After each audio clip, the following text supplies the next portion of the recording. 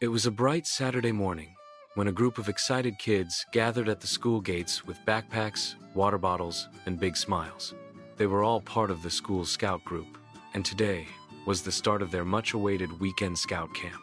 Led by scout leader Mr. Khan and two assistant teachers, the group boarded a bus and headed toward Pine Hills, a beautiful forest area just outside the city. The kids sang songs and played games during the ride, already bubbling with excitement about the adventures that awaited them. Once they arrived, the children jumped out of the bus and looked around with wide eyes. Tall trees surrounded the area, birds chirped happily, and a gentle breeze made the leaves dance. Mr. Khan clapped his hands to get everyone's attention. "Scouts, time to pitch your tents!" The kids split into teams and worked together to set up their tents. Some struggled at first, but with teamwork and a bit of laughter, all the tents were ready in no time. After a quick snack, the scouts gathered around for their first activity, a nature walk. As they walked through the forest trail, Mr. Khan pointed out different plants, animal tracks, and birds.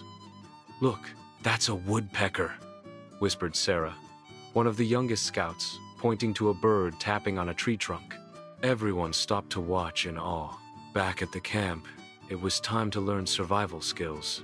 The scouts learned how to tie different knots, use a compass, and even start a fire safely using flint stones. Little Ollie was especially proud when he managed to get a tiny flame started. "I did it! I made fire!" he shouted with joy, making everyone clap for him. As the sun began to set, the kids prepared for the highlight of the camp, the bonfire night.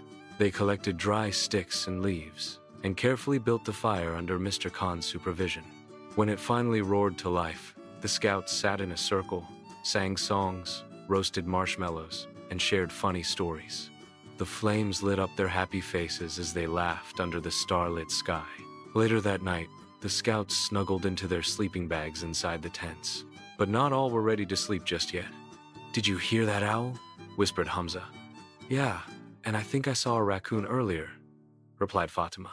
Their whispers faded as one by one, they drifted into a peaceful sleep, surrounded by nature. The next morning, after a hearty breakfast of eggs and toast, it was time for a team obstacle race. The course included crawling under ropes, jumping over logs, and balancing on wooden beams. The kids cheered for one another, showing true scout spirit. Even those who didn't win felt like champions because they helped each other. Before packing up to leave, Mr. Khan gathered everyone.